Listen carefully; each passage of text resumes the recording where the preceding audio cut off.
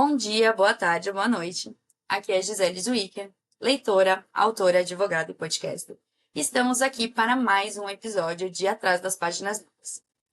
Conosco, uma autora mato-grossense com um pezinho no Goiás, formada em jornalismo apesar de nunca ter exercido, e amante dos finais felizes e de histórias emocionantes desde os 11 anos. Começou a escrever com a mesma idade, embarcando no mundo das fanfics, entre idas e vindas, no mundo da escrita, aventurou-se em histórias originais durante a pandemia e publicou seu primeiro romance, Fixed, porque as peças quebradas se encaixam em 2021. Desde então, são mais de 20 títulos publicados de forma independente pela Amazon Brasil. Seja bem-vinda, Gabriela Bortolotto. Obrigada. Adorei Ah, estar aqui. não, a gente que fica feliz de ter você aqui, a gente sendo eu e todas as minhas personalidades, né? Eu tenho esse costume de falar da primeira pessoa do plural e eu estou sozinha. Mas é porque eu me sinto muitas pessoas, gente. A Gabi, e só eu e a Gabi sabemos, né, Gabi? A aprovação que foi conseguir gravar esse episódio, a gente é a segunda vez que a gente se reúne, porque da primeira a gente teve uns probleminhas técnicos e acabou não conseguindo gravar. E agora estamos aqui para conversar um pouquinho sobre esse projeto. Para rememorar um pouquinho o projeto, né, por caso de alguém que esteja nos escutando pela primeira vez nesse episódio, o podcast foi criado para conversar um pouco com autores e autoras independentes que já estejam com a carreira mais consolidada, para que a gente possa extrair um pouquinho de como é o dia a dia deles, entender como que é essa vida, né, de escritor profissional, para que todos aqueles que estejam no início desse caminho ou que estejam pensando se isso pode ou não ser uma possibilidade no seu futuro, entender um pouquinho o que exige, quais foram as estratégias ou qual é a rotina que essas pessoas têm hoje, para quem sabe conseguir aplicar na sua própria vida, né, profissional, na sua própria trajetória. Então, Gabi, me fala uma coisa, você trabalha com alguma coisa ou você só escreve? Só trabalho com a escrita. Eu falei, não, eu tinha que ter essa pergunta, né? Porque é o clássico. Você trabalha com alguma coisa? E me fala uma coisa, então. Quando foi que você se reconheceu como uma escritora? Assim, em qual momento você percebeu que isso poderia ser uma carreira para você, profissionalmente? Nossa, quando me reconheci como escritora, assim, eu tive um momento ali na faculdade que eu comecei a minha carreira como escritora, eu ainda tava na faculdade. Então eu tive um momento que foi ali mais ou menos né, no começo do meu segundo ano de carreira que, sei lá, parece que bateu a real. Eu, Sim. eu costumo brincar que eu comecei de uma forma muito informal. Eu comecei muito publicando sem pretensão de publicar, de, sei lá, de muitas pessoas me lerem, ou, enfim, sei lá, de ter muitas páginas lidas, de, enfim, ter um público grande. Eu não publiquei com essa pretensão. Eu fui muito crua e teve um momento. Nossa, é até engraçado, né? A gente tá perto agora da Bienal do Rio. E eu acho que pra mim foi um momento muito fatídico na Bienal de 2022, em São Paulo, que foi a minha primeira Bienal. Eu vou falar a gente porque éramos um grupo de amigas, né, que resolvemos ir meio que quase de última hora. Eu não tinha muita pretensão de ir. Daí a amiga falou: Não, vamos, não sei o que, vai dar certo. Eu tava na faculdade, então, tipo assim, eu acho que a gente pegou até um feriado, um dos feriados que ia ter, né, do final de semana, e a gente foi. Fui na sexta, eu acho, pra voltar no domingo, uma coisa bem corrida, e a gente foi só no sábado.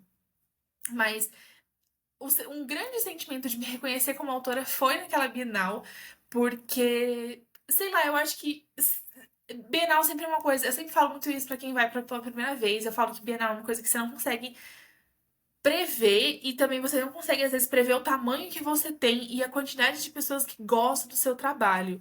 E chegar na Bienal de 2022, eu tava recém começando a querer acender na minha carreira e, assim, ter encontrado encontrar várias pessoas que acompanhavam meu trabalho há muito tempo. Nossa, sei lá, encontrar várias leitoras me reconhecendo, sabendo dos meus livros, sabendo dos meus trabalhos, foi um momento muito sei lá, palpável desse trabalho, palpável como escritora, sabe? Então, sei lá, pra mim, eu acho que esse começo de 2022 foi um momento muito de me reconhecer como autora, mas também eu acho que ser reconhecida como autora nesse evento também marcou muito pra mim a minha trajetória de, sei lá, de virar e falar, nossa, eu sou autora. E foi mais ou menos ali também que começou um pouco pra mim. Eu tava. Nossa, eu acho que eu tava no quarto, quinto período da faculdade, são 8. E eu, nesse período, comecei a pensar a respeito de trabalhar somente com isso, finalizar a graduação. E lá no final da graduação, não exercer o jornalismo, já ir direto só trabalhando com o meio literário. Mas eu comecei a conversar comigo mesma a respeito desse assunto. Tipo, nossa, será que eu encaro isso como a minha futura profissão? Como a minha única profissão? Será que dá? Mas pra mim foi muito. Teve assim, foi um ano meio de transição, mas pra mim um momento muito pontual foi a Bienal de 2022. Eu acho que ser reconhecida como autora por outras pessoas me iluminou muito nessa ideia de que, nossa, eu sou autora. E muito bom isso que você falou, né? Sobre. Agora que eu já. Esse eu acho que vai ser o nosso sétimo ou oitavo episódio, né? Então já foram feitas outras entrevistas com outras autoras. E eu acho isso uma marca muito comum que você comentou. O começo é muito despretensioso, né? Você começa, tipo, eu tô escrevendo essas histórias na internet, o pessoal tá gostando, acho que eu vou lá pra Amazon, tem gente que tá indo, vamos ver o que que acontece. E aí as coisas começam a. Então, eu não conhecia ninguém do meio literário. Eu fui começar a conhecer a galera depois que eu já tinha publicado. Eu tinha muito essa vontade de terminar um livro. Eu tinha esse sonho, porque eu nunca tinha conseguido, eu já tinha começado a escrever várias histórias, mas eu nunca tinha finalizado nenhuma. Eu comecei a escrever Fixed, eu parei ali num 70%, dei um bloqueio, fui escrever o segundo livro da série e finalizei ele. Quando eu finalizei ele, já foi uma sensação de tipo, nossa, que legal, finalizei um livro. Pouco, isso, sei lá, deve ter sido por meados de novembro, e daí, logo em seguida, eu terminei Fixed também. E daí eu fui.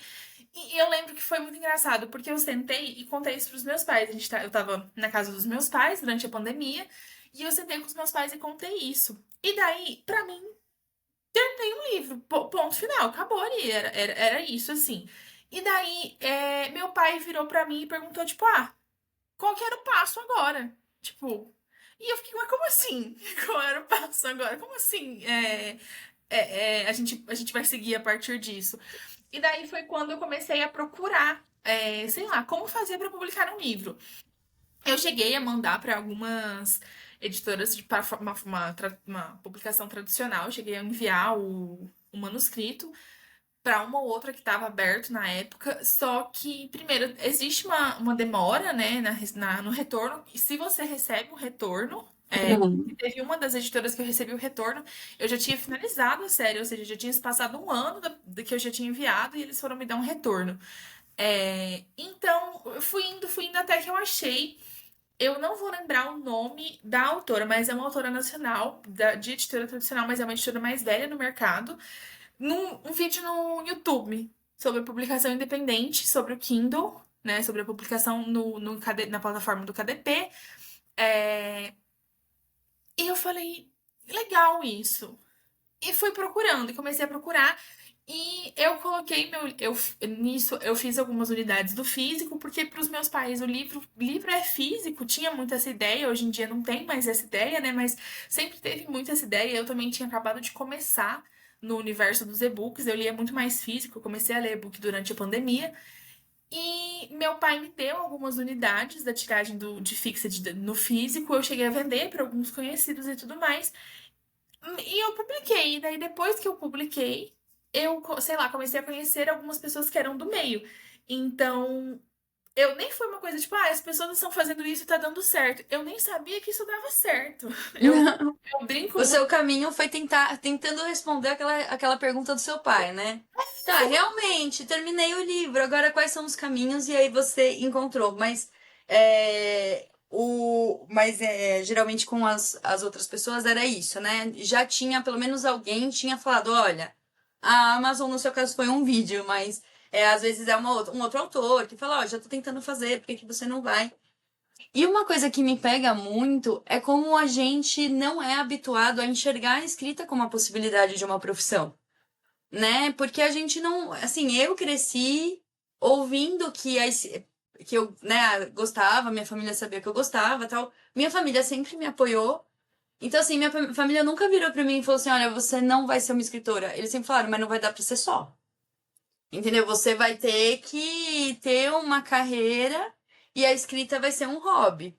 E a prática a gente descobre que você que é uma escritora profissional, acho que pode falar isso melhor do que ninguém, mas é muito difícil você levar a escrita como um hobby, porque ela como carreira, se você quer ganhar dinheiro com ela, é uma atividade que demanda tanto quanto a advocacia, quanto você ser corretor de imóveis. Então, assim, uma coisa que eu experimentei, e foi um dos motivos porque eu tô tomando essa decisão de tentar seguir esse caminho, né? É, em 15 anos eu escrevi 2 livros. Porque era o que eu conseguia. E, tipo assim, não dava tempo, ou eu não tinha criatividade, ou eu não tinha disposição, porque eu tava usando todo o meu tempo útil, toda a minha energia em outras atribuições, né?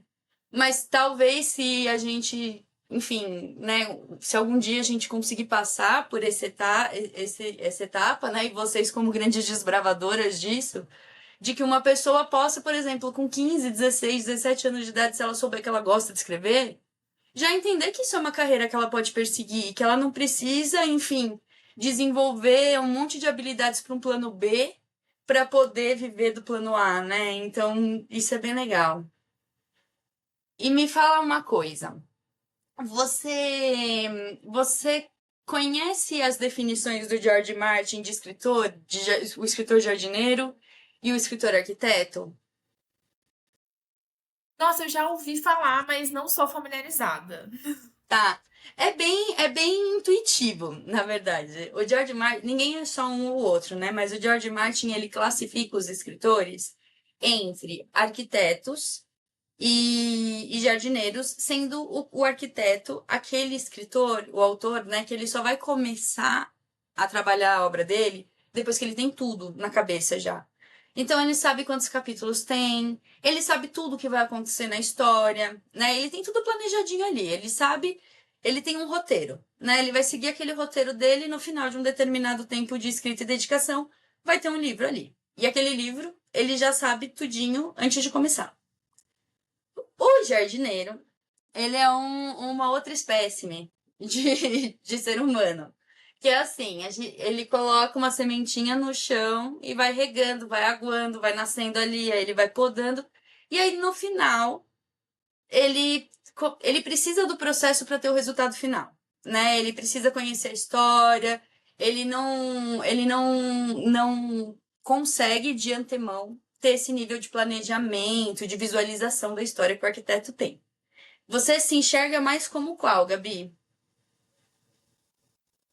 Nossa, eu sou meio termo dos dois. Perfeito. Porque ao mesmo tempo em que eu não consigo, tipo assim, eu não consigo trabalhar. Eu já tentei, eu não consigo trabalhar com escaleta. é, Trabalhar com várias coisas assim que eu sei que a galera às vezes usa muito pra fazer o projeto e tudo mais. Eu não consigo, me trava muito. Eu já tentei, sei lá, planejar um livro inteiro, não deu certo pra mim. Eu fico muito presa naquilo, e daí se a história flui pra outro lado, que não é aquele, eu me sinto travada, porque na teoria eu deveria estar seguindo aquele caminho, então já tive momentos meio que assim, de emperrar no meio da história por causa disso.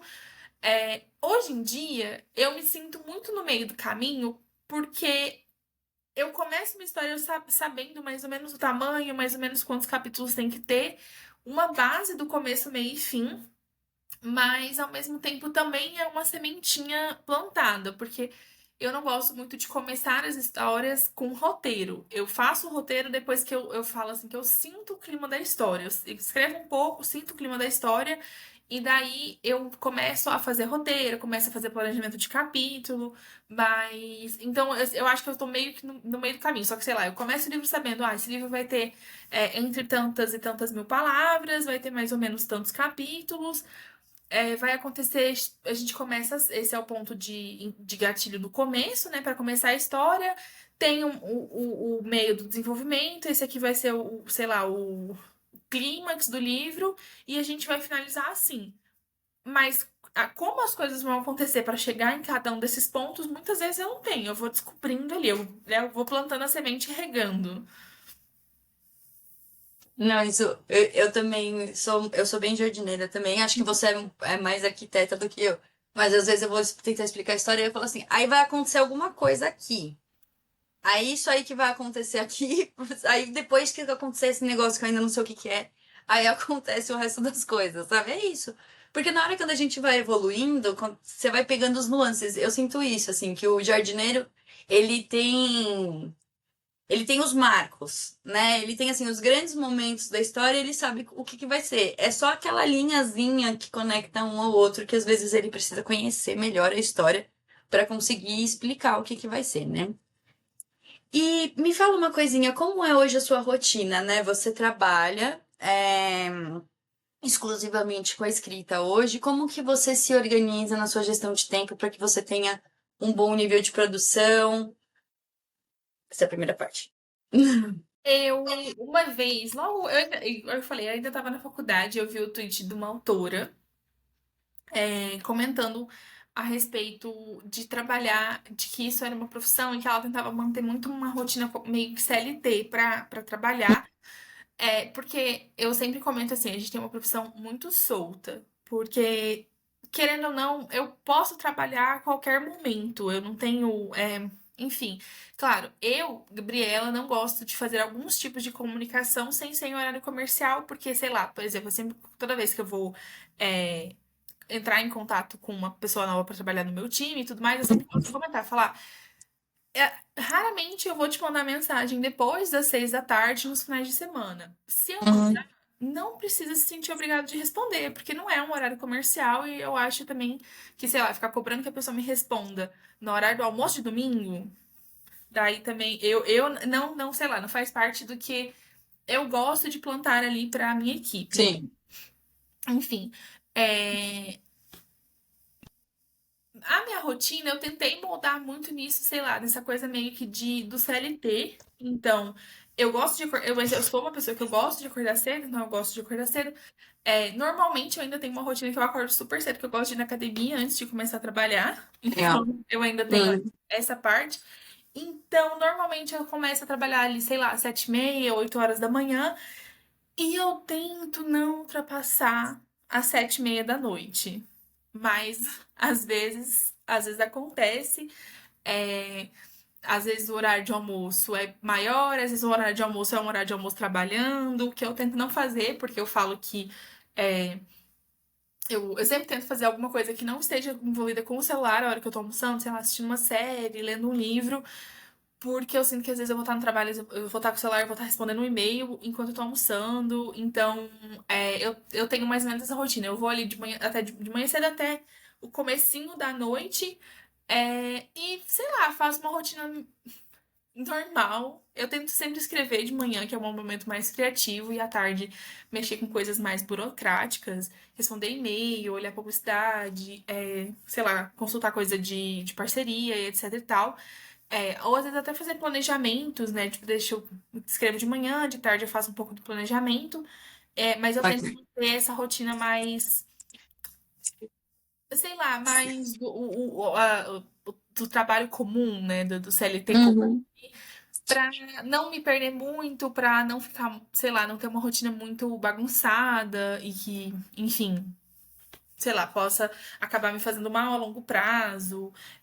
Porque, querendo ou não, eu já sei que eu sou uma pessoa. Eu tenho muito hábito de dormir pouco. Então, eu sinto que se eu bagunçar muito, eu vou dormir menos ainda. Entendi. Tenho essa rotina assim, e pra mim, manter uma rotina me ajuda a ter criatividade. Manter Perfeito. e manter essa coisa de tipo acordar mais cedo, fazer as minhas coisas. Eu, depois de muita batalha mesmo, eu comecei a tentar não trabalhar final de semana. Às vezes eu tiro pelo menos o domingo pra não trabalhar nada, mas foi uma grande batalha, porque eu sinto também que faz a diferença pra iniciar a semana. Sim. E já tô anotando aqui, gostei. Gostei dessa coisa da manter a rotina para manter a criatividade, né? Achei interessante.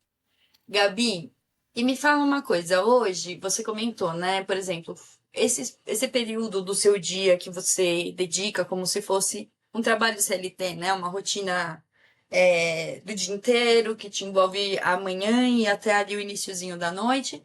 Você divide entre a escrita e essas coisas mais administrativas, né? Então, responder os e-mails, os contratos que você recebe, parceria, etc. Hoje que você já tá com a sua carreira um pouco mais. Porque no início, né? O início da carreira do autor independente, ele acaba tendo que assumir muitas funções dentro da carreira dele, né? Além da escrita, você precisa também administrar suas redes sociais, pensar nos seus posts, enfim, tentar pensar em parcerias que possam ajudar a divulgar seus livros. Hoje, quantas dessas funções você assume na sua carreira? Ainda são todas elas? Ou hoje você tem uma equipe que te apoia? Como que funciona? Depende o que você considera. Depende do que você vai considerar da função. Porque, sei lá, eu acho que talvez colocando de uma forma mais prática, hoje eu olho, não existe nada que é 100% terceirizado no Gabiverso.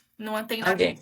Não tem nada que é 100% função de uma outra pessoa, não tem nada que, sei lá, que eu não tenha um pouco de controle, que eu não verifique, que eu não auxilie. Então, não é mais tudo eu, como era, sei lá, lá no começo. Lá no começo, em que eu fazia feed, eu olhava, conferia parceria, olhava publicidade, respondia todos os formulários. Hoje em dia não sou mais eu que faço tudo isso, mas ao mesmo tempo faço reunião com a minha assessora pra gente verificar, fico de olho também, minha assessora é a Marciele. Eu chego pra Marci e falo assim: Marci, acho que a gente precisa preencher o formulário fulana, vamos ver tal coisa, precisamos organizar a questão dos brindes das parceiras, essa semana vamos fazer isso. Daí, mas é aquela coisa, sei lá, eu sinto que é uma coisa quase da gerência ali, sabe? Eu não gosto muito de falar, sei lá, a função do chefe, mas é uma coisa tipo, essa semana vamos fazer o pedido dos brindes, daí ela vai, organiza, me manda os números Pixes, e daí eu vou lá, faço pagamento, mas tipo, essa semana vamos começar a pedir porque né, já bateu a data pra gente começar a organizar isso. É, com a minha designer também. Agora eu também comecei a trabalhar com uma social media. Antes eu tinha só designer, então eu fazia todo o planejamento dos posts e daí só mandava para designer. Agora eu tenho uma social media, mas também a gente faz reunião, vê o que que vai, o que que não vai. Ela faz o conteúdo, vai lá, aprova esse conteúdo. Então, tipo, existem várias pessoas que facilitam muito o meu trabalho, muito mesmo, porque eu fico pensando muitas vezes eu penso que, sei lá, eu surtei pouco durante a faculdade, pensando que eu fazia tudo isso e fazia tudo isso sozinha, fazia até, tipo, o próprio design do post eu também fazia. Então, hoje em dia, eu tenho várias pessoas que fazem com que isso fique muito mais leve também, mas, sei lá, não tem nada que é 100% terceirizado. Eu acho que tudo ainda passa um pouquinho por mim, não sei, sei lá, porque eu também tenho um pouquinho de controladora em mim, eu gosto de olhar, mas também não é uma coisa de. Eu gosto de fazer parte, então eu gosto de, sei lá, de às vezes ajudar as meninas, às vezes falar, mas se você não conseguir fazer, me avisa que pra mim também eu encaixo aqui, pra gente se organizar também pra ser uma coisa legal, porque também eu falo que, nossa, existem poucas coisas que eu não gosto de fazer. Eu Uhum. acho que eu gosto de fazer um pouquinho de tudo. A única coisa é que, sei lá, às vezes se eu tivesse que fazer hoje em dia todas essas funções, eu me ocuparia menos escrevendo, eu me ocuparia É, para a questão do exato. texto. Mas Que é agora uma coisa que ninguém pode fazer por você, né? Que que é é um literalmente a ninguém pode única fazer coisa. pra mim. Exato. Exato. Mas Não, tem perfeito. uma dinâmica, assim. Não, e é bom também, né, Gabi? Deve ser difícil, deve ser um trabalho, assim, não tá próximo, porque é muito pessoal, né? A profissão do escritor ela é muito pessoal. É você ali, são as suas redes, as pessoas associam tudo à sua imagem, então eu acho que faz super sentido, né? querer, contanto que não esteja atrapalhando, né? Por exemplo, tirando seu tempo de escrita, né? Acho que faz super sentido, né? Você tá envolvida, você dá pelo menos o último ok e bacana. E hoje, assim, quando você vai escolher um livro, Gabi, né? Terminou, você tá aqui no projeto, terminando um projeto e você vai fazer um outro. Aliás, deixa eu te fazer uma pergunta. Como que você planeja, por exemplo, os seus lançamentos no sentido de, idealmente para você, quantos livros você gostaria de lançar por ano? Qual seria, assim, a sua frequência, que seria uma frequência que você gostaria? E se você consegue, né? Porque eu sei que às vezes a gente tem, é, como que eu posso falar? Pretensões que são muito difíceis de alcançar, porque a escrita é uma coisa um pouco. ah, ela é uma habilidade que nem sempre a gente consegue controlar totalmente, no sentido, ó, vou escrever um livro por mês, né? Nem sempre a gente consegue, por exemplo. Então, qual que é a sua meta e você tem conseguido atingir ela ou você tá em um patamar ainda, sei lá, mais humano, por assim dizer? Esse ano eu reduzi um pouco, porque eu queria me humanizar mais dentro do meu trabalho. Sim, Então, esse ano exato. eu reduzi um pouco e coloquei uma meta de 4 lançamentos por ano. Eu tava Ah, fazendo ótimo. faz alguns anos, acho que fazia 2 anos que eu tava lançando. Em 2021 eu lancei três e um conto. 2023 eu lancei quatro e um conto. 2024 eu lancei. Não, 2022 eu lancei quatro e um conto. 2023 eu lancei cinco. E 2024 eu lancei 5 livros. E daí esse ano eu queria reduzir para quatro sem conto, mas eu ainda ando pensando em talvez escrever um conto, mas eu tô tentando negociar comigo ou um livro ou conto.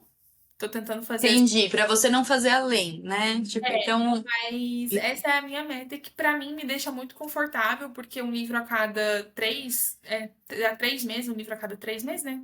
4 dividido por 12 dá 3. é, É, a as cada... humanas, né? As pessoas de humanas sofrem. Então, eu organizei esse cronograma pensando em Bienal, né? A gente tem um grande período de Bienal, que é um período que ocupa bastante. Eu gosto de tirar um período no final do ano, porque eu não moro na mesma cidade que os meus pais, então é um período que normalmente eu fico mais tempo. E Natal e Ano Novo sempre foi um momento muito, sei lá, muito especial, muito próximo ali com a gente. Sim, Então, é um momento em que eu gosto de tirar para ficar com a minha família. E também ano passado, desde o ano passado a gente começou com isso, eu também andei gostando de fazer uma viagem por ano. Eu tô fazendo uma viagem por ano com a minha irmã, que também é como se fossem umas férias. Então, eu fiz esse planejamento pensando, poxa, é porque Bienal às vezes a gente considera viagem de férias, mas não é, porque a gente fica. É é trabalho, trabalho, é 100%. legal, Né? mas é Uhum. trabalho e é cansativo, porque às vezes a gente volta muito esgotada. É, mas assim, eu queria planejar o meu ano em que tivesse esse período de 14 dias, né? Porque os 2 finais de semana, entre ida e volta, dá basicamente 14 dias. E ainda ter um momento para planejar uma viagem de férias e um período de descanso no final do ano. Então, e dentro do meu ritmo, dentro do que eu consegui ver, do que eu consigo estipular para o meu ritmo, 4 lançamentos é tranquilo. 5 lançamentos é loucura. Não recomendo pra ninguém. 5 lançamentos é loucura. É, 5 lançamentos e Bienal é muito loucura, que é o que eu fiz nos últimos 2 anos. E um lançamento sempre ou muito próximo ali da Bienal, ou logo antes, e daí um logo depois, é loucura.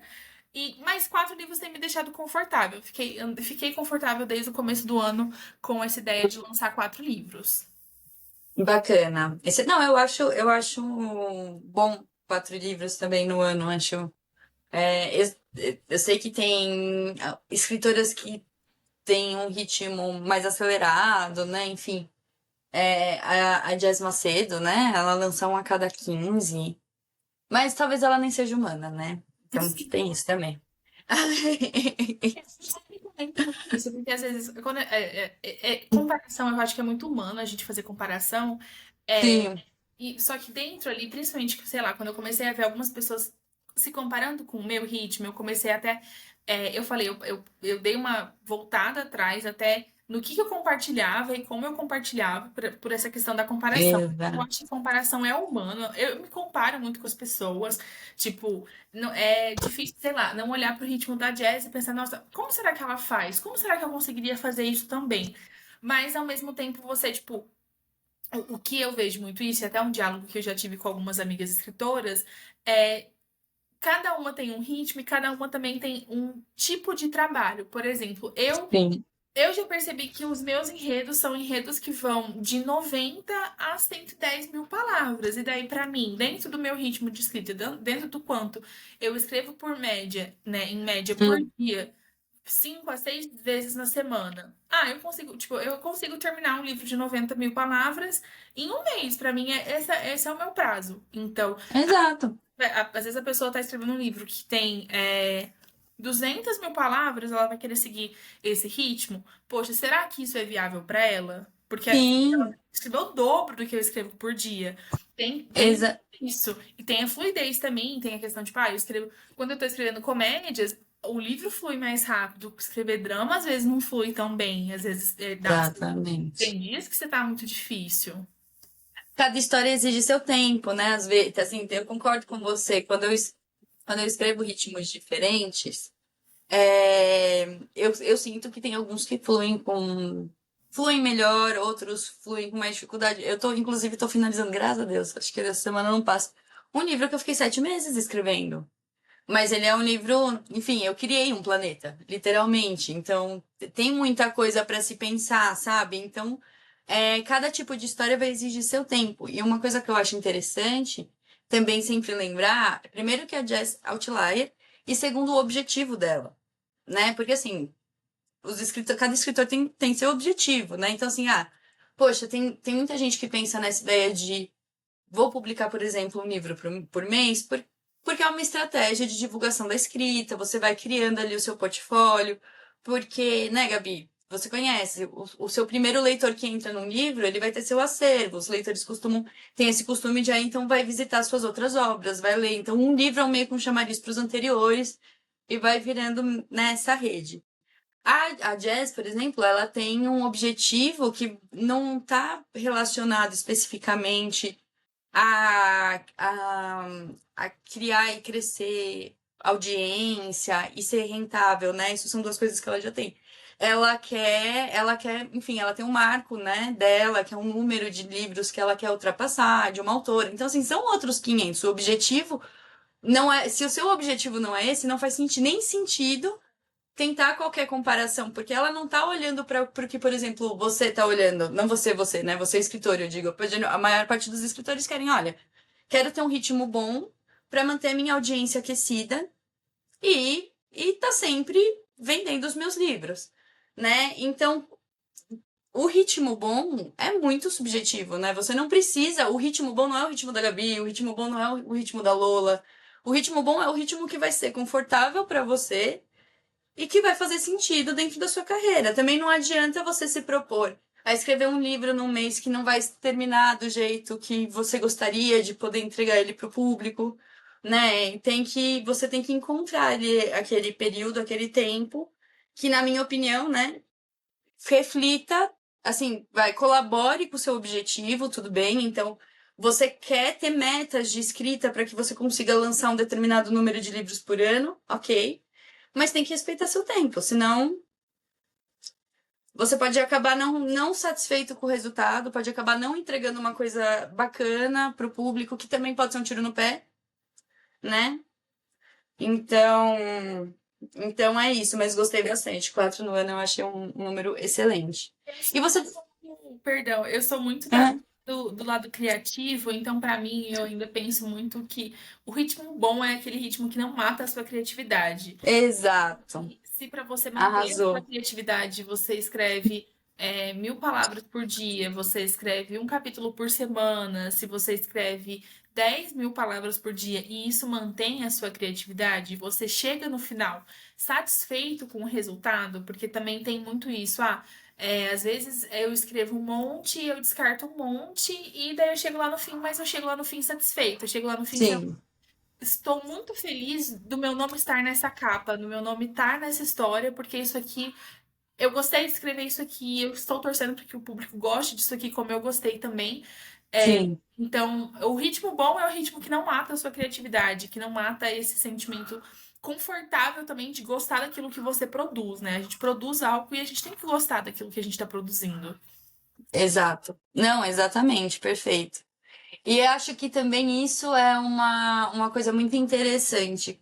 Eu que tive essa oportunidade de trabalhar nos dois lados, né? Agora eu tô nessa parte mais artística, meio empreendedora de mim mesma, né? Dos meus produtos, dos meus livros.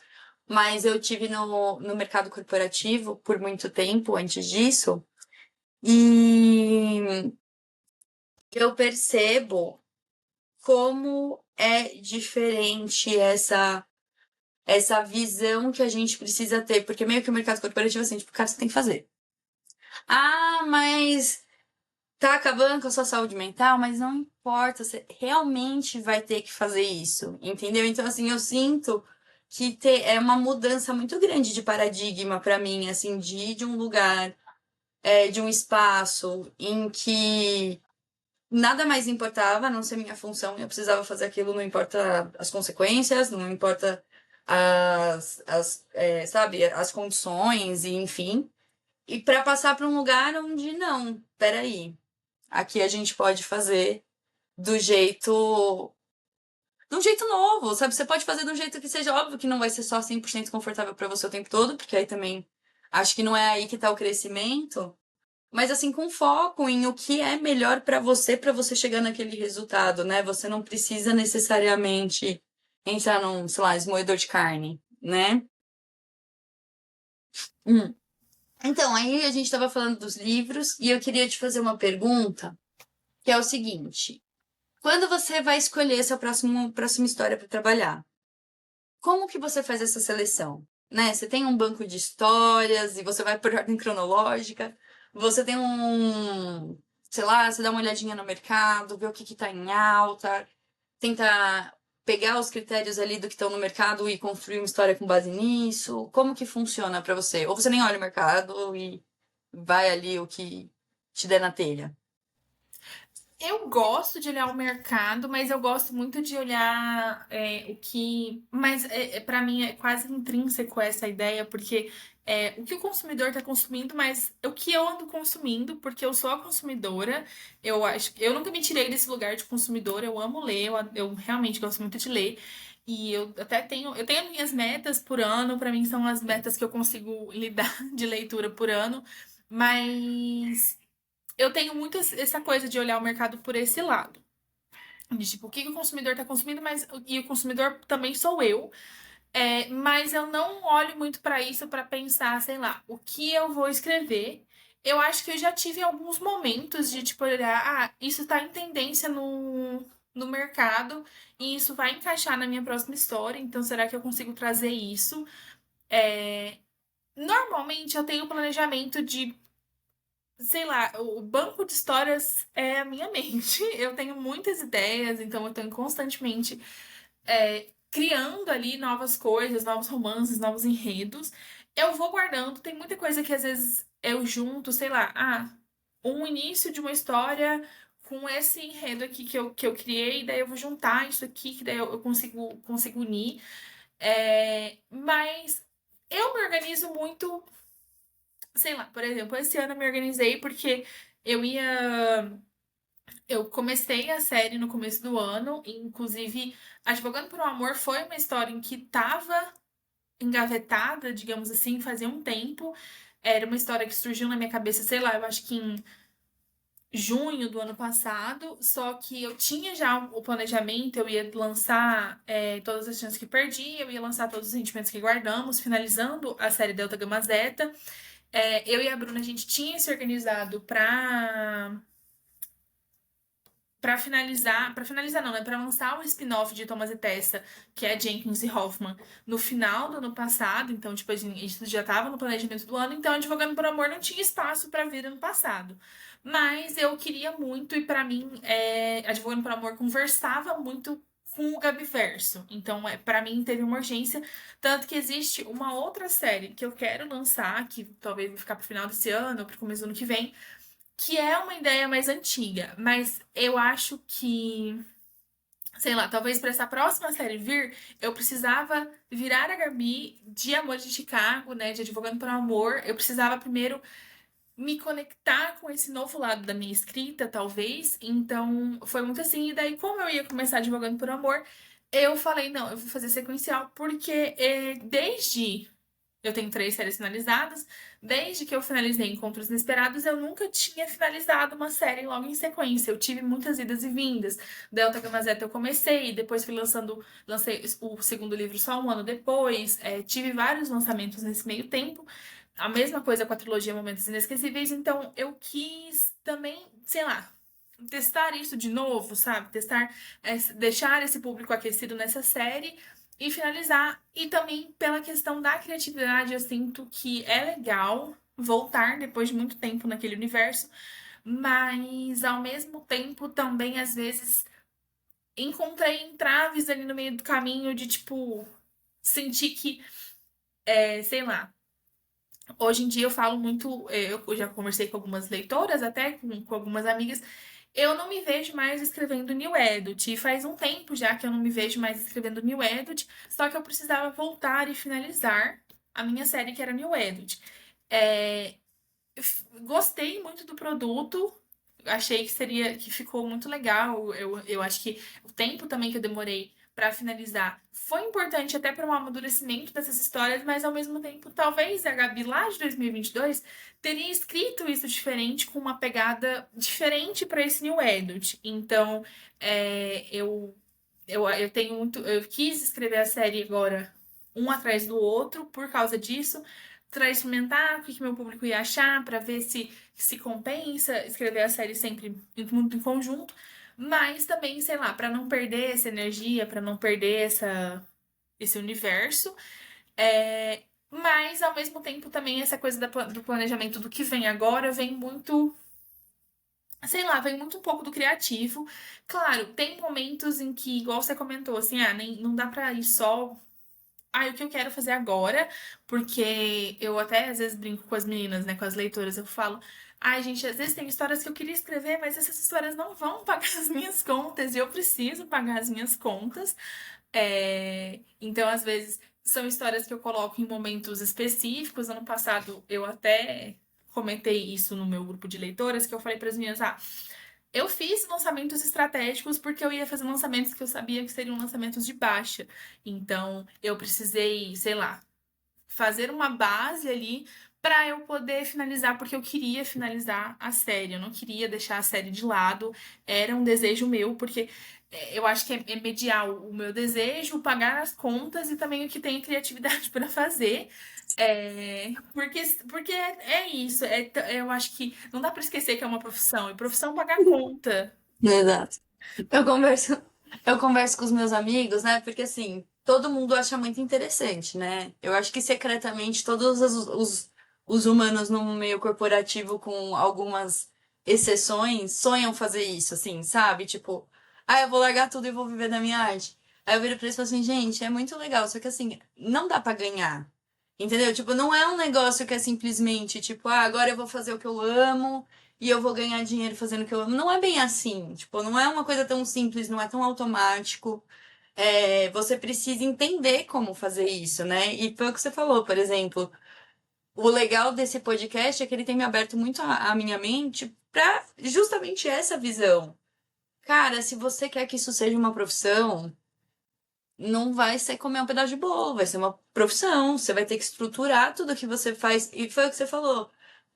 Não necessariamente deixar de escrever as histórias que você quer escrever, mas talvez entender como equilibrar entre você trazer para o mercado o que ele está habituado a consumir, porque eu acho que isso é uma grande porta, né? Assim, você conseguir demonstrar que você é capaz de dar para o mercado o que ele já está aquecido para ter, é uma possibilidade de uma ponte para você mostrar, olha, agora que eu já te mostrei aqui o que eu tenho aqui também coisas do tipo que você gosta, será se Você não quer dar uma olhadinha nesse negócio aqui, que é um pouco diferente, mas fui eu que escrevi, você já gostou de um outro negócio meu. Né? A gente sabe que não é uma conversão imediata. Aliás, ela é até meio baixa, né, Gabi? Você deve saber isso melhor do que ninguém. Qualquer coisinha que a gente muda nas pequenas fórmulas que tem já tem um impacto geralmente grande, né?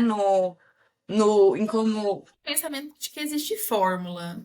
É, não, sim. Assim, eu acho que hoje em dia a gente tem de tudo e vende de tudo. Eu acho que até pensando até por um lado agora meu do marqueteiro, né, da comunicação social, é, Sim, o negócio é como você vende. exato. Inclusive, eu não lembro exatamente como foi a pergunta, mas quando eu tava ali pro meio da minha carreira, uma amiga minha virou pra mim e fez uma pergunta meio que tipo assim: você sabe vender o que você tem? Porque às Uhum, vezes você tem ouro na sua mão, só que você tá vendendo como bijuteria, daí ninguém vai comprar como ouro. Então eu acho que. E hoje eu acho que o ranking é muito plural. Da época que eu comecei, e eu, toda vez que eu falo isso, eu me sinto um dinossauro, porque parece que eu comecei há muito tempo, mas eu comecei só há 4 anos.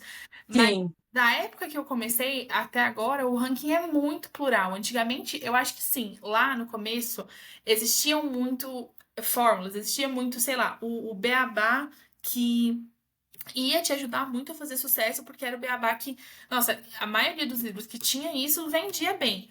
Hoje, Uhum, cada coisa diferente que a gente tem no ranking, que, né, do ranking dos 100 mais vendidos, que a gente vê que faz muito sucesso, que você fica, cara, nunca, sei lá, eu acho que se a gente contasse que esse livro aqui tá no ranking hoje em dia e tá fazendo muito sucesso para as nossas eus de 3 anos atrás, elas ficariam uhum, chocadas e elas ficariam, nossa, que legal que hoje em dia a gente tem essa pluralidade, sabe? Então, exato. mas eu entendo o seu ponto de tipo assim, quando a gente constrói uma base, a base também às vezes está mais propensa a conseguir olhar com carinho para alguns projetos um pouco mais diferentes. Então, mas eu entendo o pensamento, mas eu acho que hoje a gente tem muita pluralidade. Eu acho que é muito só você saber vender você Uhum. saber vender o ouro que você tem. Não, eu concordo com você, Gabi, eu me expressei mal, né? Quando eu quis dizer esse negócio da fórmula, é evidente, gente, e não existiria necessidade de eu estar fazendo um podcast conversando com todas as autoras, né? Se existisse uma coisa simples, ó, é só você escrever um livro de 60 mil palavras com as tropes tal e tal, que vai dar certo, né? Mas o que eu quis dizer é que, por exemplo, eu tive uma entrevista com a Lola, né? E ela falou uma coisa que foi interessante.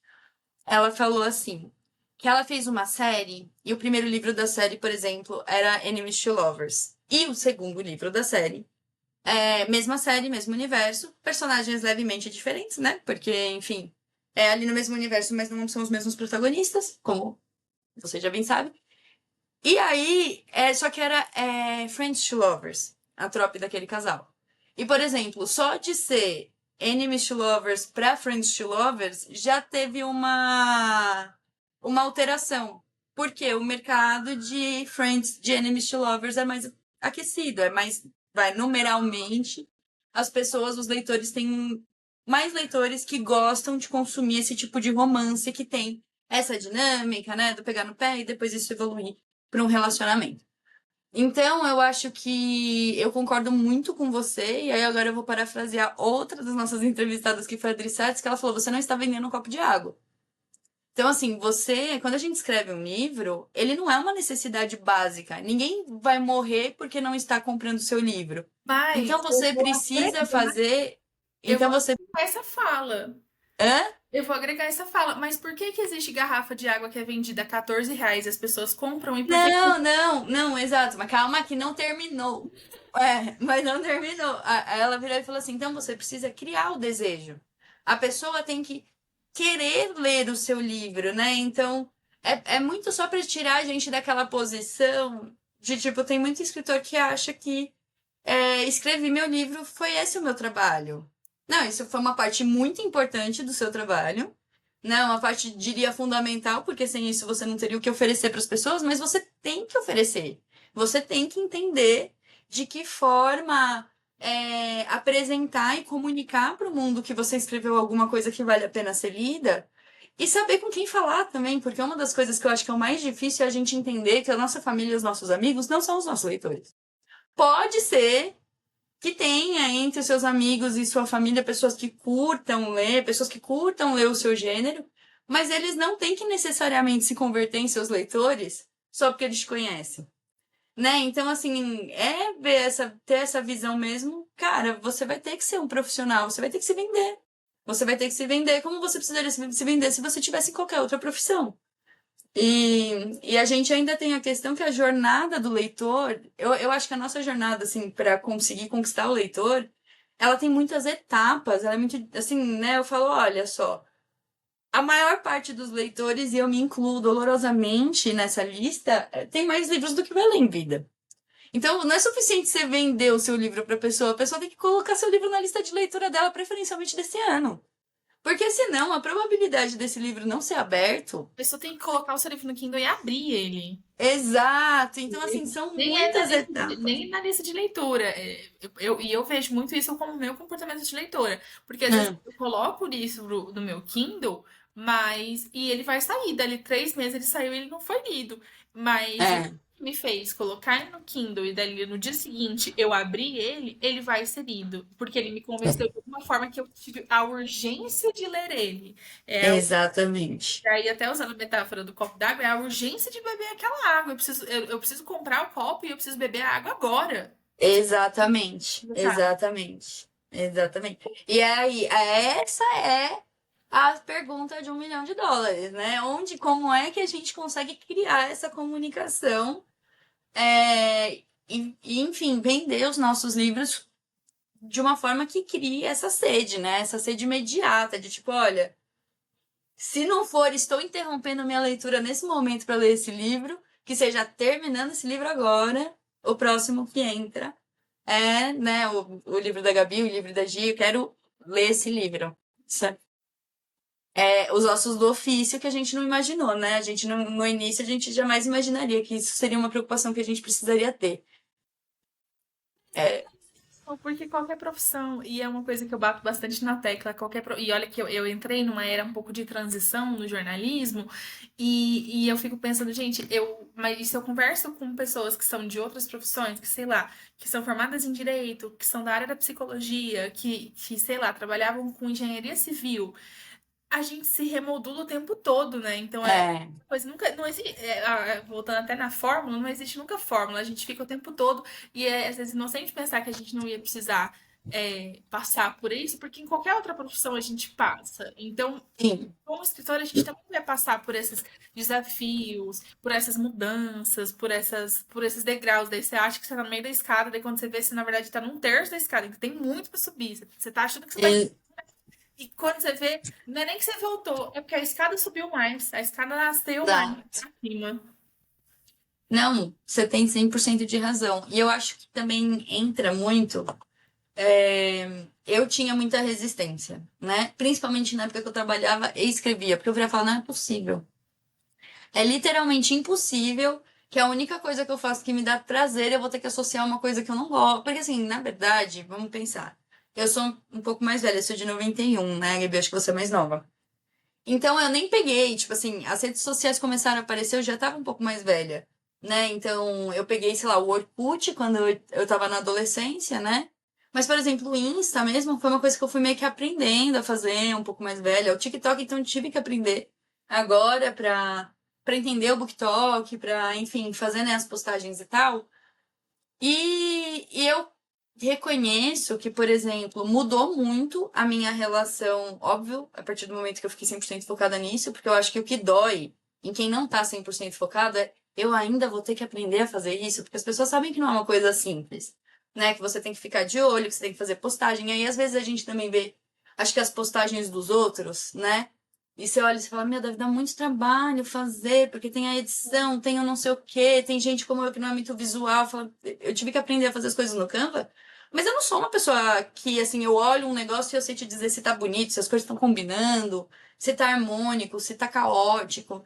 Então, assim, eu acho que tem uma resistência muito grande em aprender algo novo, né? Assim, não é uma coisa que eu tenho facilidade, não é uma coisa que eu gosto, e eu não quero ter que aprender isso. Só que a gente tem que lembrar que o que eu acho que nos amedronta ou que a gente fica meio assustado também é o que permite que os escritores independentes, os autores independentes existam e possam, sabe, ter uma carreira eficiente. Porque antes a gente dependia de tantos filtros para chegar no leitor, né? Antes ou você precisava de uma editora, ou então você precisava, sabe, de publicidade em jornal, publicidade em revista. Era muito difícil chegar nas pessoas.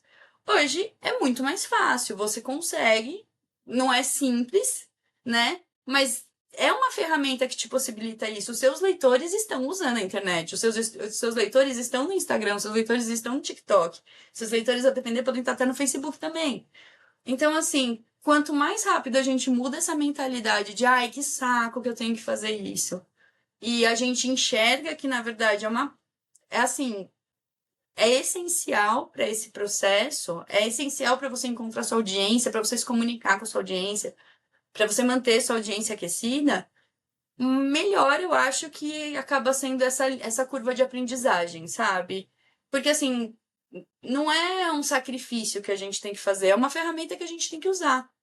Então, aprender da melhor forma possível, se não gostar muito, né? Assim que possível, ter um parceiro, fechar uma parceria, ter alguém na sua equipe que cuide disso pra você, mas assim, não tem como ficar fora disso, né? Eu entendo muito, e é uma coisa, outra coisa que é do ser humano. Eu acho que, sei lá, se eu conversar com pessoas que não estão nada ligadas com o meio literário, elas também têm isso. Sair do confortável é difícil. A gente pode até pensar, cara, sair da cama é difícil, a cama é tão gostosa, confortável, quentinha, mas a gente tem que sair, a gente tem que, sei lá, enfrentar o dia.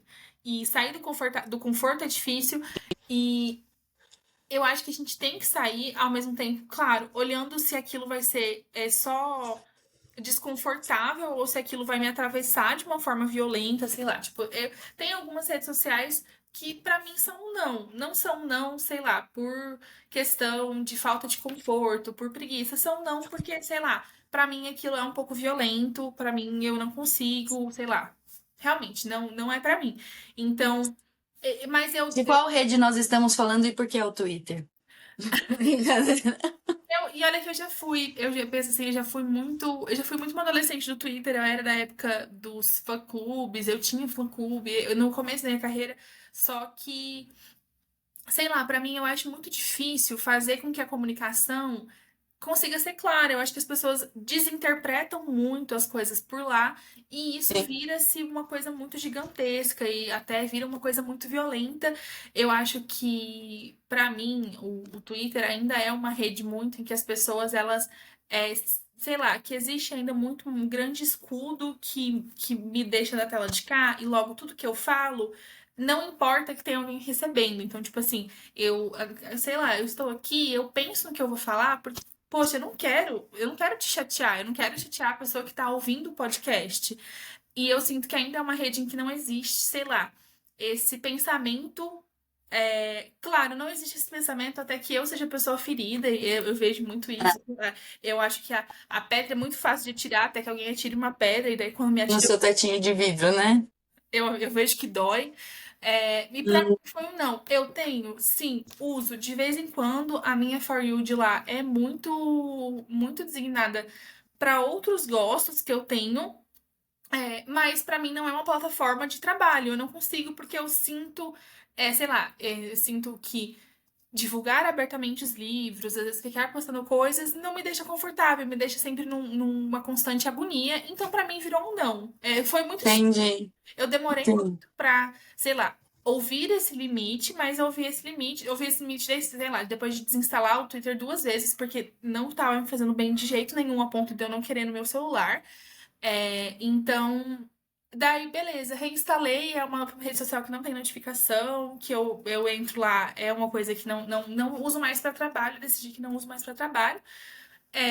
Mas, sei lá, por exemplo, o TikTok, eu a princípio tive já muitas idas e vindas com o TikTok, até eu perceber que tinha coisas do TikTok que era mais por preguiça do que por um desconforto. Era mais essa preguiça do que, sei lá, nossa, Sim. era mortífero pra mim fazer isso. Então, comecei a lidar, aprendi os meus limites ali, o que que eu dou conta de fazer e que é importante pro meu trabalho, que eu vou dar conta de fazer. E daí você vai lá e encaixa aquilo no seu dia. É, então, nossa, eu nem lembro como que a gente começou esse assunto. Ah, eu A gente tava. estava falando das redes, né? De, por exemplo, tem decisões que você toma que elas não são pautadas em eu quero ou não quero, né? Assim, não é, não quero conhecer, não quero, não quero, enfim, desenvolver essa habilidade nova, não quero conhecer essa tecnologia que eu não conheço, eu não sei mexer e eu quero continuar assim. Não. Existem redes que você efetivamente vai ter, mas é uma decisão consciente, né? Que é com base no, olha, isso aqui, o ganho que eu tô tendo não tá pagando o prejuízo, né? De, enfim, ficar aí com, sei lá, meu, preocupada, com medo, tô divulgando aqui meu livro, de repente vai aparecer alguém enchendo meu saco, tipo, alguém falando alguma coisa, alguém me ofendendo de alguma forma. E eu até já falei isso, né? Acho que foi com a Lola, que eu não tenho mais também essa rede. E uma das coisas que é engraçada é porque eu tirei, eu não uso mais, porque essa rede ela mexe comigo. Eu me torno um troll. Tipo assim, quando eu vejo assim, eu tô escrevendo um comentário, tipo assim, mas também você não sabe ler? Aí óbvio que eu apago, porque eu não sou esse tipo de pessoa, mas assim, eu não sou esse tipo de pessoa. E às vezes quando eu entrava lá, eu era tipo, eu não sei, eu acho que, sei lá, acho que tem uma energia naquela rede que é muito ruim, assim, sabe? Não sei explicar. E aí eu saí, eu fico no Threads, que pra mim é igual. Eu não sei se é diferente, se não é, mas pra mim tem a mesmo template ali, tem o mesmo, como que é, front-end. Pra mim já contou. Ô Gabi, e me fala uma coisinha. Você é comum, acontece de você ter bloqueios quando você tá trabalhando nos seus livros? Resposta é um sim e um não. Eu tenho bloqueio, mas é, foram raros os momentos que, sei lá, foram grandes bloqueios. No sentido de, assim, às vezes tem um momento no meio da história em que dá uma travada, e tem momentos em que, nossa, às vezes dá um branco. Dá um. Então, assim, tem. Sim, eu acho que sim e não, porque eu tenho vários momentos.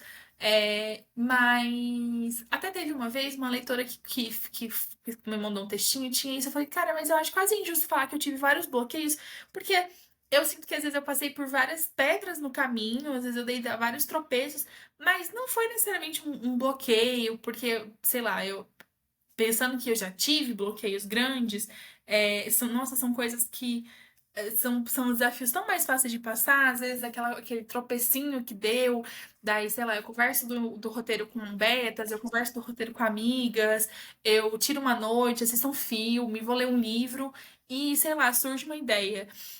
Sim. Mas tive já momentos, inclusive atualmente eu tô passando por um momento de bloqueio criativo. Eu sei que eu tenho que escrever, eu tenho vontade de escrever, mas tô com dificuldade de concatenar a ideia de, sei lá, bater essa engrenagem. Então, tenho momentos e, nossa, pra mim são momentos e momentos, assim, cada período é de uma forma pra, sei lá, tentar sair disso, tentar descobrir uma forma de sair disso, tentar descobrir uma forma de, sei lá, fazer voltar a fluir essa criatividade. Mas tive, eu acho que é quase meio natural também ter. Eu acho que também, quando a gente tava falando de criatividade antes, eu ia falar que criatividade não é regrada, é muito difícil a gente falar que é regrada. Tipo, eu tenho uma meta de escrever 2 capítulos por dia, mas poxa, eu me perdoo se tem dias que eu não consigo, porque não é regrado. Claro, isso é uma meta que pra mim flui. Mas tem dias que não vai, tem dias que vai um, tem dias que eu tô mais cansada, tem dias que não tem ideia, tem dias que o capítulo. Nossa, o capítulo é um capítulo super engraçado e eu tô num mau humor. Isso já aconteceu comigo. Quando eu fui escrever minha primeira comédia romântica, eu falava muito isso. Nossa, gente, o dia que eu tô de mau humor, eu não escrevo livro, porque o livro é comédia. Como que eu vou sei lá, exprimir esse sentimento e dar esse tom pra história. Se, nossa, eu tô num mau humor absurdo, pra mim eu quero só escrever patada atrás de patada. Então, a criatividade não é regrada, ela sim pode ser muito fluida, mas eu acho difícil falar, nossa, eu nunca tive. Claro, existe, sei lá, talvez elementos, exercícios que as autoras usam e que, né, a gente usa de uma forma geral para tentar não entrar num grande buraco, mas ainda assim a criatividade ela sei lá, é o oposto de uma coisa prática, de uma coisa sei lá, talvez. Não, não sei, sei lá, às vezes é que eu não vou, eu acho feio também falar de alguma outra profissão. Sei lá, vou falar até do jornalismo. Poxa, às vezes eu vou receber uma pauta lá e daí é só colocar a informação de uma forma muito cética, muito prática ali, numa fórmula de fazer uma notícia, e eu consigo passar pelo meu trabalho mesmo estando sem criatividade para fazer. Sim. Mas quando a gente trabalha com, sei lá, arte, é artístico, precisa ter essa Tem, coisa aflorada.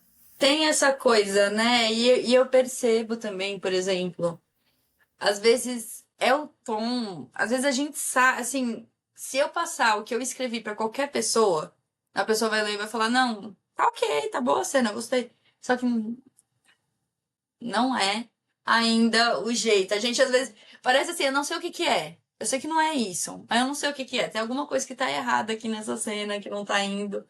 Então, mas eu concordo com você, faz parte, né? E é um ofício muito de alma, né? Eu até vi um tweet esses dias, achei tão engraçado. Era assim, escrever um livro é uma coisa, né? Você chega para as pessoas e fala assim, toma aqui um pedaço da minha alma, agora avalia de 1 a 5 estrelas, por favor. Tipo, porque é isso, né? A gente expõe. Tem livros meus, assim, que eu sinto que são pedaços meus mesmo, assim, que a pessoa tá lendo ali, né? Como parte disso também fica muito. Depende muito de como eu tô me sentindo no dia pra conseguir produzir uma coisa boa. Depende muito se a cena tá clara, se o que eu quero ali naquele momento com aqueles personagens também tá claro pra me ajudar a construir, né? E também não há problema nenhum se eu precisar de um dia a mais ou 2 dias a mais pra ficar ali ruminando a cena na minha cabeça até ele encaixar. Falar, então tá, vamos por aqui. E e me fala uma coisa, ô Gabi, quando você está escrevendo o seu livro, o que para você é fundamental? Assim, olha, se eu tiver isso aqui muito claro no meu processo criativo, eu consigo seguir bem com a escrita. Nossa, como assim? Sei, por exemplo, a Prasnatami são os personagens. Se elas souberem muito bem tá bem montadinho ali o personagem, quem são os personagens, elas conseguem desenrolar muito bem a história, porque elas sabem exatamente o que, aquelas pessoas fariam nas diversas situações que elas podem montar para a história, né? Para a Olivia, por exemplo, é o roteiro, mas também pode ser, né, outra coisa, ou pode não ser alguma coisa completamente diferente, pode não ser nada, pode ser a sua, que nem você falou, ó, eu gosto da minha rotina. A minha rotina me ajuda a conseguir ser criativa, etc. Isso pode ser também, tá? Nossa, Fica livre. é que eu acho muito.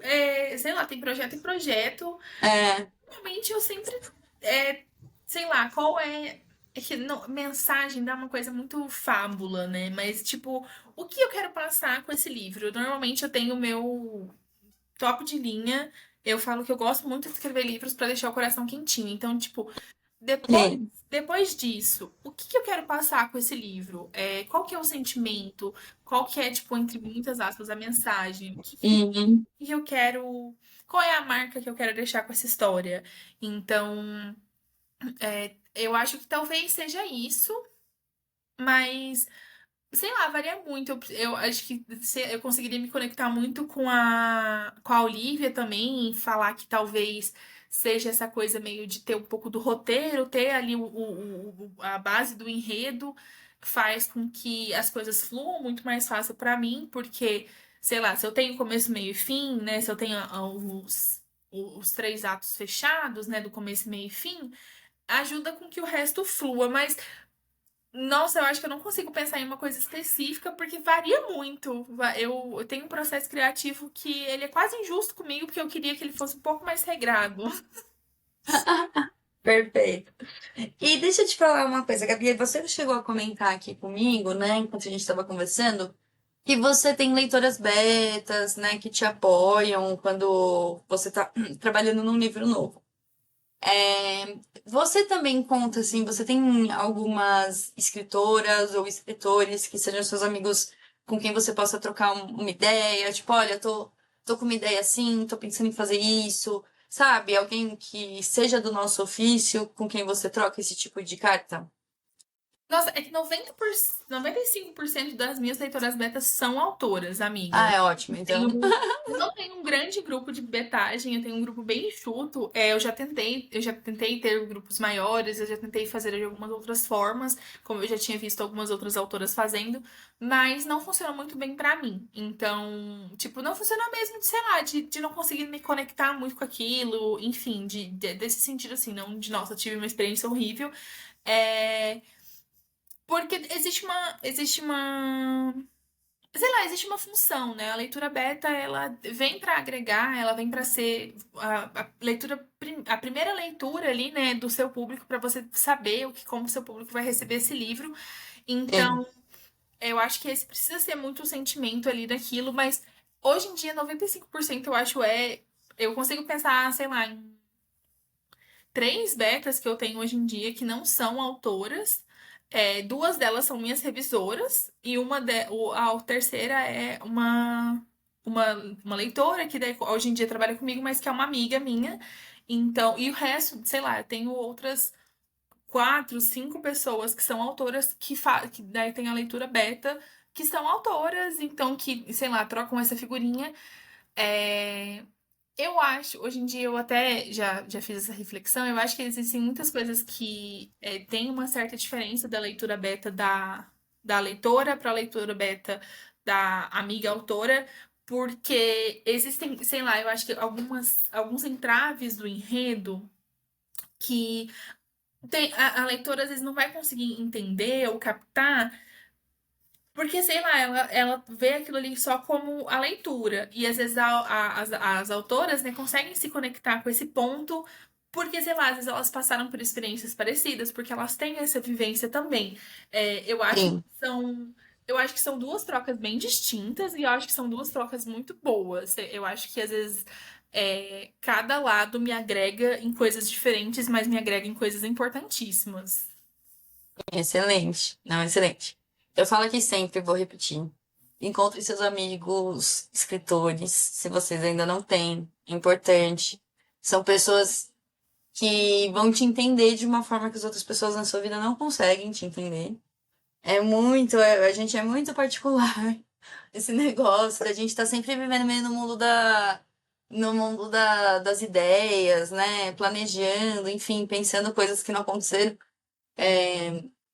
Um amigo escritor vai ter bastante paciência para ouvir, para escutar, né? Coisas que às vezes pessoas fora do nosso universo, não entendem tão bem, né? A pessoa às vezes ela até pode querer ajudar, mas para ela não vai fazer tanto sentido. Então achem seus escritores por aí, tem vários.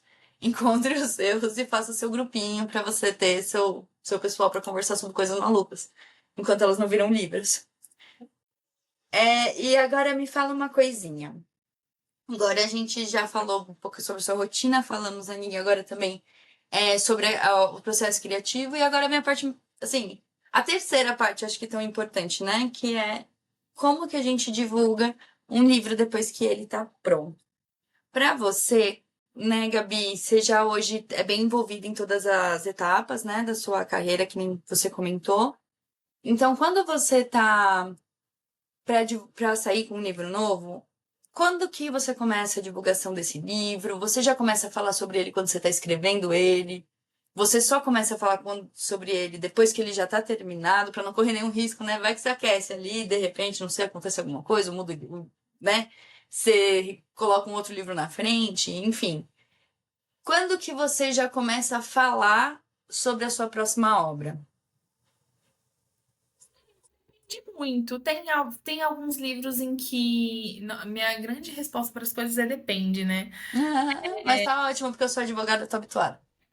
Tem livros Pode. que eu começo a divulgar durante a escrita, eu faço diário de escrita. Tem livros que é mais fácil fazer isso pela questão das meninas já saberem qual é o livro que vem aí. Por exemplo, eu não tinha começado ainda a era de Advogando para o Amor, então eu fiz. Nossa, meu diário de escrita foi curtíssimo, porque quando eu comecei, eu já estava finalizando o livro.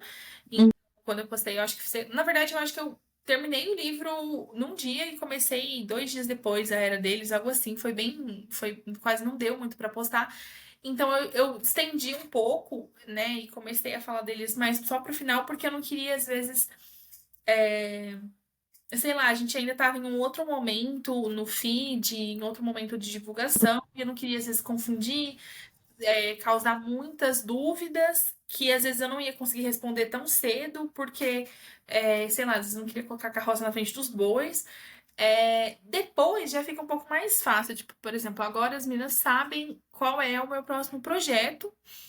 Aqui, né? Tipo assim, eu já meio que elas. Isso já tá ali meio que acordado, então é mais fácil vocês começar a falar disso, sei lá, em diário de escrita, falar disso nos stories. No feed varia muito, sei lá, começar essa divulgação, porque às vezes eu começo um mês e pouco antes, às vezes é um mês, às vezes é mais, então é, varia muito de, sei lá, qual é o planejamento, qual é o tempo que tem, é, o que que eu quero passar com essa divulgação. Tipo, eu quero fazer uma divulgação longa e falar sobre várias coisas, eu quero fazer uma divulgação mais enxuta, falar só sobre o básico. Tem, sei lá, eu acho que tem muito disso nessa parte de quando começar a divulgar. Sim, exato, né? Pensar ali o que que o projeto pede, né? De certa forma, o que que você tá pensando ali. E para você, assim, qual que é a parte mais importante dessa divulgação a partir do momento que ela se iniciou? Né? Assim, você sente que o mais relevante é o trabalho de divulgação nas redes sociais? Ou então tráfego pago, que também acho que tá meio casado ali com as redes sociais de certa forma, né? Mas não necessariamente. Ou então, por exemplo, manter a sua. Você deve ter um grupo de leitores, né? Leitoras que você mantém ali aquecido, aquele grupo precisa estar assim, sedento por aquele livro. Qual fase, assim, dessa divulgação, ela tem que ter 100% de foco, sabe? Que se come uma bola ali, você pode eventualmente não ter um resultado tão bacana quanto você estava esperando. Eu acho que varia muito pela questão de que, por exemplo, eu acho que um feed cativante é muito importante no pré. E sei lá, por exemplo, hoje em dia que eu trabalho com tráfego pago, um tráfego pago bem feito é muito importante para o pós. É, porque, sei lá, e também porque esse tráfego pago às vezes te traz novos leitores que vão ficar e vão ser leitores que, por exemplo, pro próximo feed, eles precisam ser leitores que vão ser cativados pelo feed. Mas, sei lá, a primeira parte eu acho que é fazer conseguir contar essa história para o pré-lançamento de uma forma muito cativante, que faça com que o público olhe a data de lançamento e pense, nessa data eu tenho que não estar lendo nada, porque eu vou pegar o livro da Gabi para ler. Eu estou. Perfeito. Não, terminei o livro no domingo, o lançamento é na quarta, agora eu não vou ler nada, porque Hum. quarta-feira eu quero colocar o livro da Gabi, vou maratonar esse livro. Então, e isso pra mim, né, eu sinto muito que quem traz isso é o feed cativante, são as postagens, é, sei lá, o que que você passou ali com aquele feed que fez com que as pessoas conseguissem se sentir conectadas e ansiosas para aquele próximo projeto, sabe? Então, pra mim, eu acho que do ponto de partida, essa parte, a parte do Instagram, é uma parte muito fundamental. E você já fez algum lançamento de livro físico, Gabi, alguma vez? Ah, você falou, né? Desculpa. No início você até fez uma tiragem independente com a sua família, mas assim, foi uma tiragem, vai, num primeiro passo, você ainda estava desbravando ali a vida de escritora, né? De autora. Ah, eu fico falando escritora e autora, eu sei que tem uma divergência ali de semântica, mas para mim são meio que sinônimos, tá? É, a ou desde que tudo começou e você tá agora nessa parte mais profissionalizada, você já fez também livros físicos para vender? Como que foi essa experiência? Como você escolhe? Bateu o top 10, vira livro físico, os escritores têm que os leitores têm que espernear e chorar pedindo. Como que é? Eu gosto muito de fazer físico, eu sempre fiz físico desde o começo. Lá na minha primeira série eu fazia o lançamento junto, eu, tipo, sei lá, começava já a pré-venda, e daí a pré-venda às vezes ia até uns 2 dias depois do lançamento na Amazon, e, sei lá, um mês depois o livro já estava sendo embalado para ser enviado para casa das leitoras. Hoje em dia existe um certo prazo ali depois. Eu fiz pré-venda. Nossa, atualmente na Bienal. Na Bienal, todos os meus livros basicamente já vão ter físico, todas as séries já vão ter. Sei lá, a trilogia Momentos Inesquecíveis teve uma pré-venda, não vai voltar a ter. Eu, não, eu pelo menos não tenho intenção, ideia, a não ser que alguma editora queira pegar. É, em- e daí, agora na Bienal, a gente vai ter o começo de Delta Gamma Zeta no físico, então basicamente todos os meus livros já vão ter tido pelo menos físico uma vez. Claro, por exemplo, Delta Gamma Zeta Bacana. vai ter os últimos dois, mas os dois primeiros já vão começar a ser publicados ali. Então, eu gosto de fazer físico, eu acho legal. Hoje em dia, eu já conversei com as meninas sobre o fato de que eu estou em algumas editoras, porque eu vi que não dá mais pra mim fazer o físico sozinha. É, eu acho legal, eu acho gostoso. Eu até falo, se eu morasse em casa, talvez eu continuaria fazendo. Mas eu moro em apartamento, então são várias funções. Subir com as caixas, o apartamento fica lotado, fica tipo tudo meio que no meio das coisas, depois descer com todas essas caixas.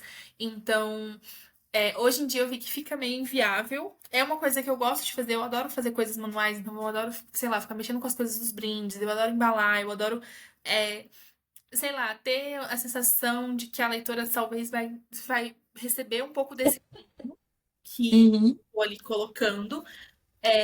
Mas hoje em dia, sei lá, pra mim não dá mais, mas eu já fiz. Nossa, do meu catálogo da Amazon, provavelmente, sei lá, 90% do que tá lá já deve ter sido físico, pra não falar mais. É porque realmente Encontros Inesperados todos já foram, Momentos Inesquecíveis todos já foram, Instante de Nós Dois já foi, O Mentira Irresistível, Nossas Segredas Exceções, As Consequências de Amar Você também já foi. Agora na Bienal a gente vai ter o lançamento de Advogando por Amor. Jenkins e Thomas já foram para Unicórnio. Delta Gamma Zeta vai Ah, começar. você é da Unicorn também, né? Junto com as meninas. Achei a Natami. Quem mais? A A Drica Lola. também. A Lola também? A Lula não. A Lula tem na Fruto e eu acho que na Portal. É o portal, pode ser. Acho que sim.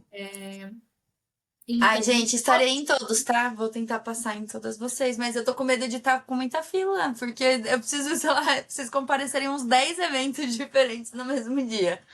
Eu vou ter que descobrir, vou ter que levar alguém por procuração pra ir comigo.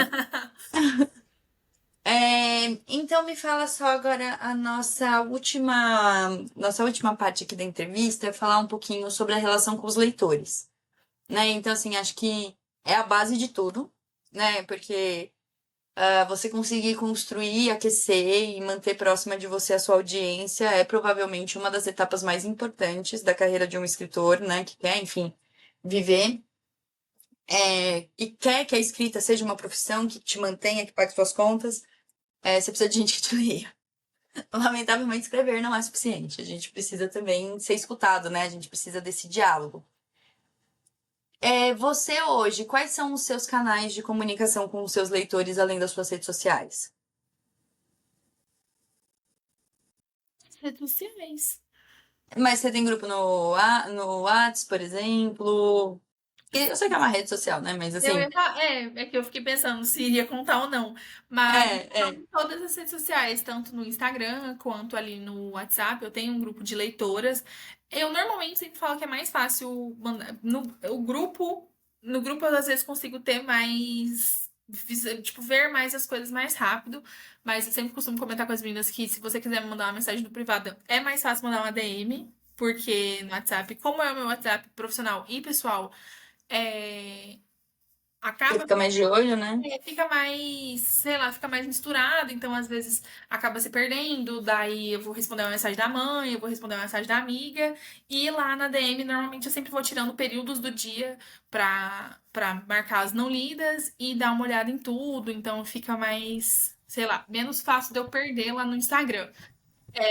E daí Tem o TikTok eu não tenho tanto uma parte mais pessoal, porque eu quase não faço vídeo meu, então eu faço mais coisinha com foto, vídeos aleatórios. São esses canais mais oficiais. Eu tenho, claro, as coisas que são vinculadas no Facebook, mas eu não utilizo o Facebook, porque, sei lá, eu acho que não é uma rede que Seu público não tá lá, né? tá Tá. o público, que os maiores públicos da Amazon tá no Facebook. Nossa, eu não Engano quem sabia pensa que disso. É não. porque pra mim, é que assim, o Facebook, não sei se é a minha bolha, né? Enfim, pode ser. Mas o Facebook pra mim ficou meio que com a geração, tipo, dos meus pais pra cima, sabe?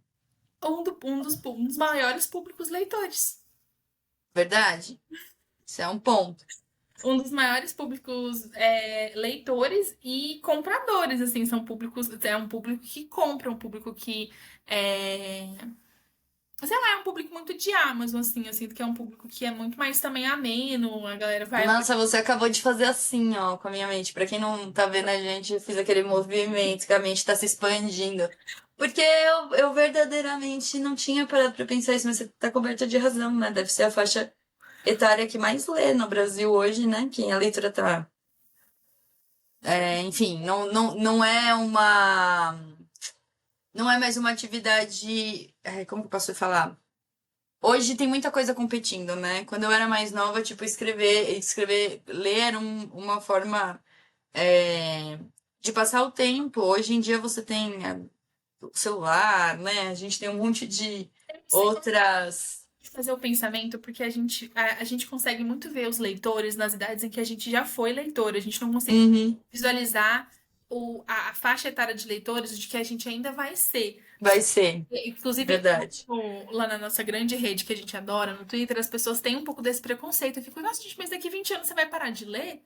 Eu leio há mais de 10 anos. Eu não pretendo parar de ler daqui 10, 20, 30 anos. Então, Não, eu pretendo ler mais, porque eu pretendo ter mais tempo livre para poder ler mais coisas, nada disso. é a idade da minha mãe e tá lendo. Um dia eu pretendo ter a idade da minha avó e Sim, tá lendo. É, sim, claro, talvez mude o meu gosto de leitura, assim como o meu gosto de quando eu tinha, sei lá, 12 anos mudou pra agora. Mas sim. eu acho que às vezes é mais fácil a gente visualizar o adolescente lendo, porque já fomos adolescentes lendo.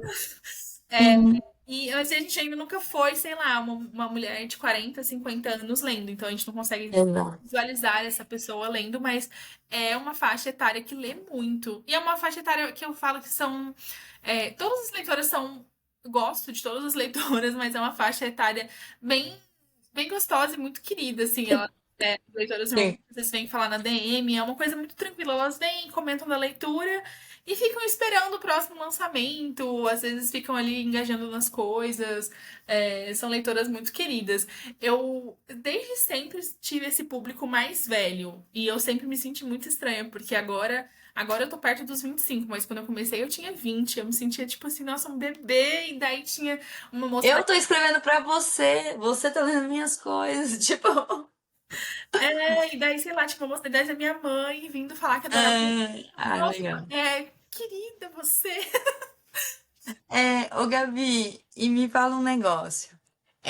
Quando você precisa. Porque assim, enfim, vou trazer a minha própria experiência, né? Escrevi fanfic por um tempo. Eu tive várias fases, assim, escrevendo fanfics, e aí eu tinha um grupo de leitores, depois parava de escrever, aí o grupo vai se desaquecendo, as pessoas. Enfim, é uma relação, né? Se você não cuida dessa relação, ela não floresce, né? Ela não vai crescer, ela não vai se desenvolver. Mas você também lança livros uma vez a cada 3 meses. Então, assim, naturalmente, entre esse período, você precisa manter ali o contato com os seus leitores. Que tipo de estratégias você usa? Como que você consegue manter a sua comunidade ali aquecida, animada? Que tipo de assuntos que você pode trazer? Como que você faz isso na sua realidade hoje? Nossa, varia bastante. Adoro, falei 90% ou eu depende ou varia bastante. Mas, porque existe, sei lá, são 3 meses, mas É, um mês e meio desses 3 meses sem lançar é o pré-lançamento. É, umas 3 semanas, pelo menos, após esse lançamento, ou seja, aí a gente já tem 2 meses e pouco gastos, né? Que é o pós-lançamento em que você está ainda falando muito sobre esse mesmo livro. Então, nisso, você fica ali 2 meses e pouco falando sobre o mesmo livro, engajando a galera naquele livro. Existe pouco tempo, sei lá, mais escasso. Eu, eu, eu gosto de interagir, eu gosto de postar algumas coisas, eu gosto de, sei lá, postar às vezes o que eu tô lendo, o que eu tô assistindo, postar um pouco da rotina, mas vai muito do que eu me sinto confortável também de compartilhar ali, porque é uma coisa, sei lá, íntima também, né, da nossa rotina, da nossa vida, do nosso dia a dia. Que eu compartilho muito aquilo que eu me sinto confortável, que traz também uma coisa muito de conexão, eu sinto que eu me conecto muito com as pessoas com um pouco desse sentimento, e eu sinto que às vezes isso também pode trazer um pouco de conexão com o meu leitor.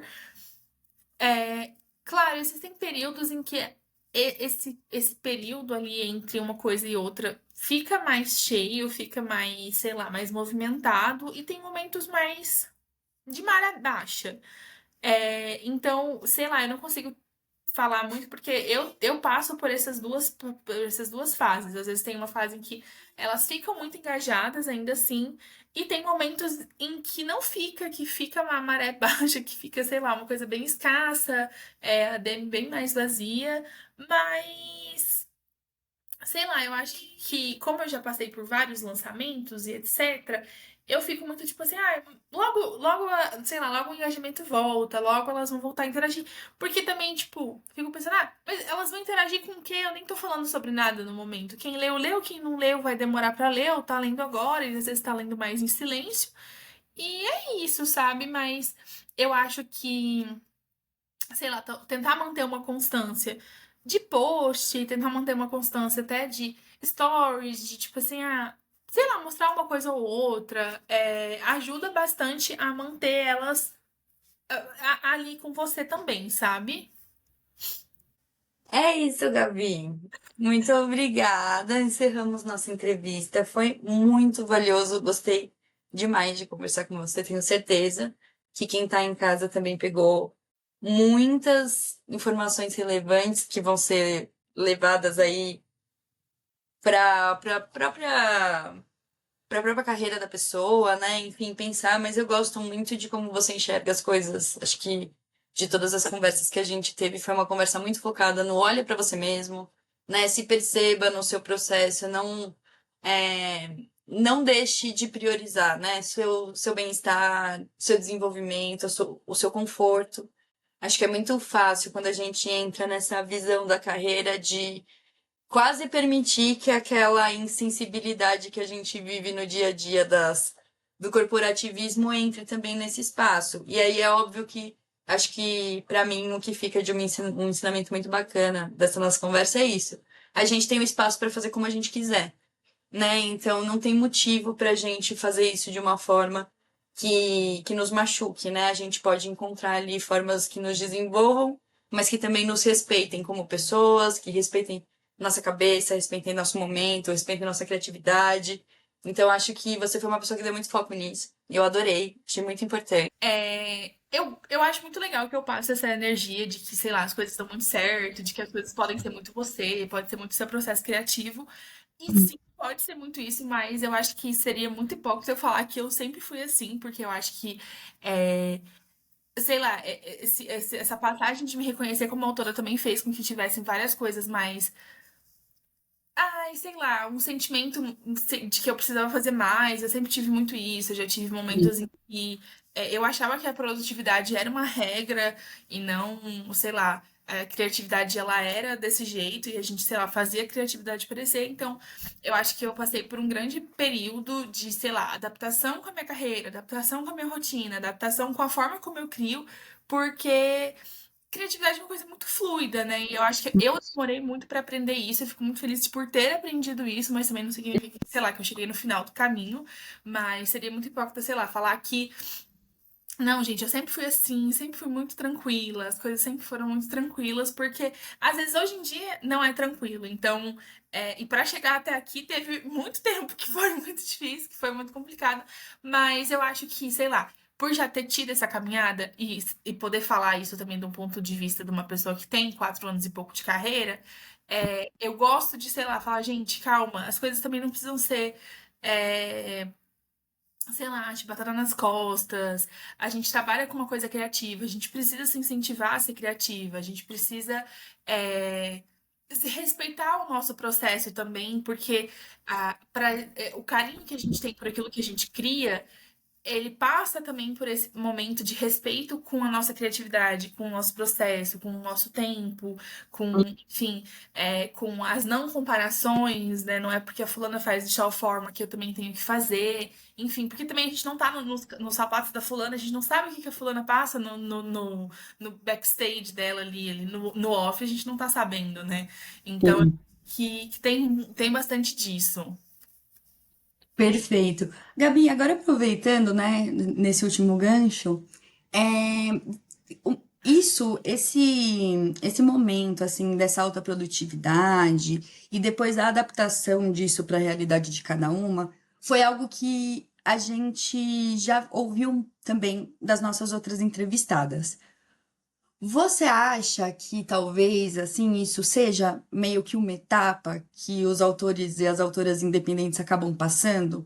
De, por exemplo, ter sempre essa fase em que você tenta dar o seu máximo para se encaixar e é só a partir desse momento que você consegue enxergar ali com mais clareza os seus limites? Ou você acha que isso é um processo evitável? Por exemplo, a gente está aqui ouvindo você e a sua experiência, você acha que ela é suficiente para fazer com que os autores que estão iniciando esse processo deixem de passar por essa fase dolorosa? Ou você acha que ela é meio assim, tipo, cara, eu acho que tá no caminho de todo mundo?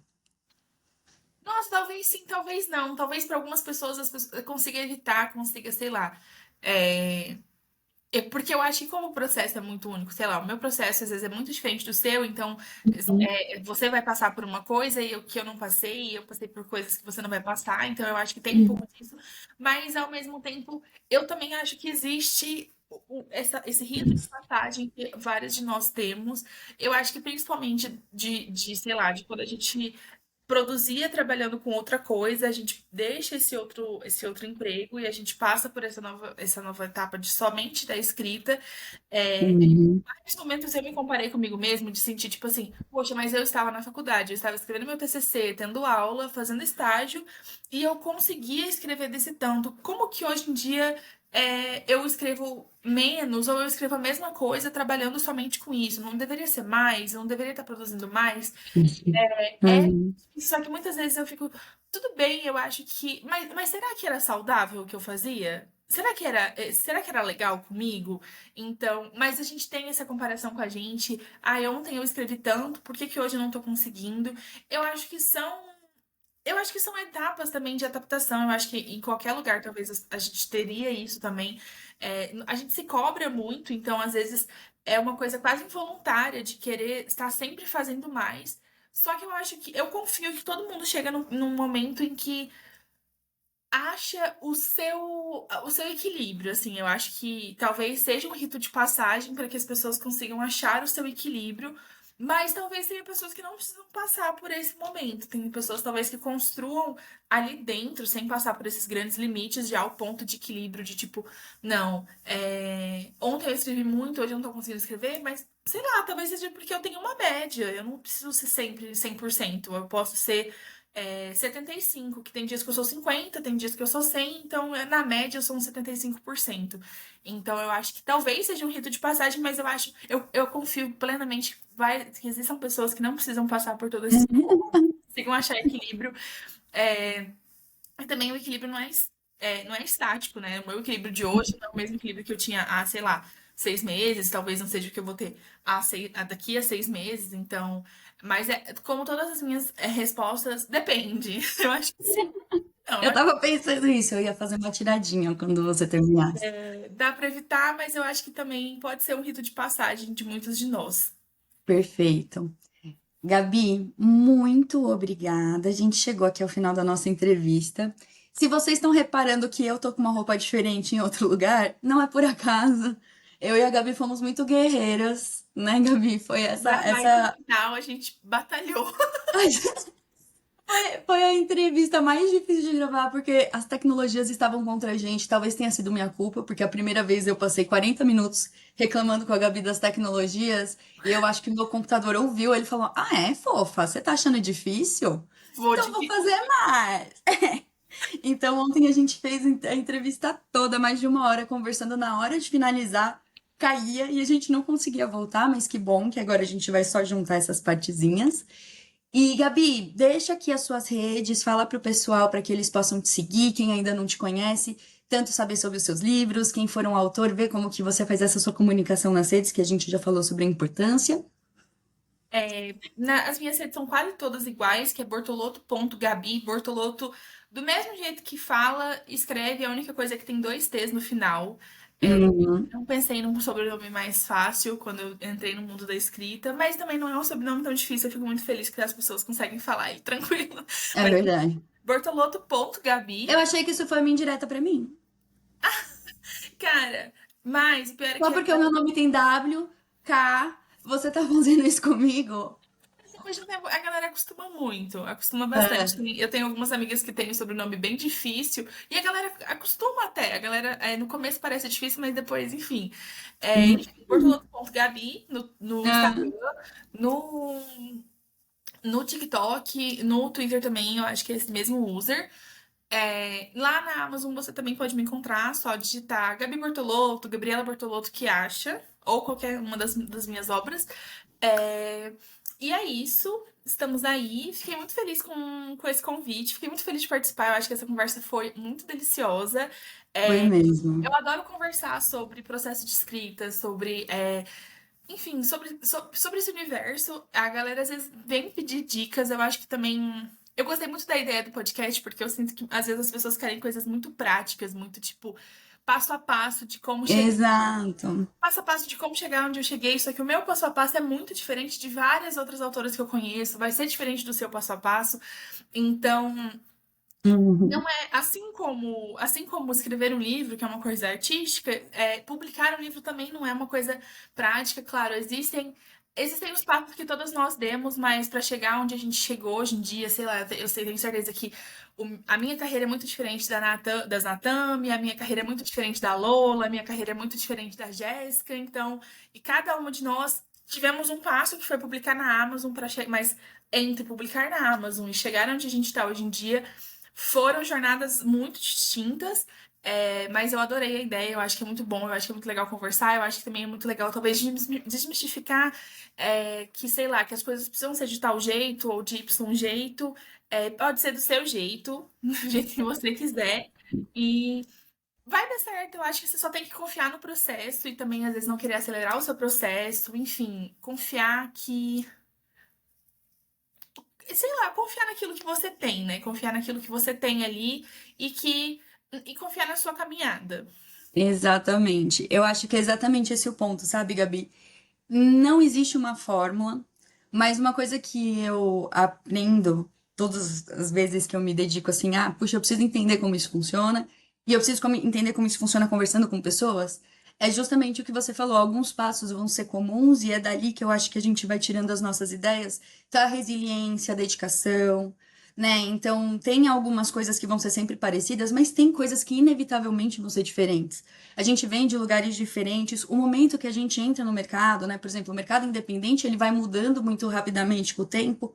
Então, lógico, não é que tem que se repetir exatamente o que a Gabi fez ou o que a Lola fez, porque não necessariamente aquele caminho vai te levar aonde você quer, porque muitas variáveis podem ter mudado, né? Daquele momento até agora. Mas com certeza, cada conversa, pelo menos da minha perspectiva, imagino que quem escuta também, traz alguma coisa nova, sabe? Traz alguma coisinha ali que você fala, poxa, isso aí. A Adri também comentou, a Lola também comentou, a Olivia também comentou, então vai criando esses insights que eu acho que são muito legais. Inclusive, eu vou contar aqui para vocês. Eu recebi uma mensagem de uma escritora que ela ouviu o podcast e ela pediu demissão. do trabalho dela porque ela quer se dedicar para a escrita. E ela se sentiu incentivada sabendo que é possível, escutando histórias de pessoas que fizeram esse movimento. E é para isso que a gente está aqui, né? A gente está aqui para dar subsídios para que cada vez mais pessoas possam ser escritores e autores famosos de sucesso que consigam se bancar fazendo o que amam, né? Então, esse é o mais importante.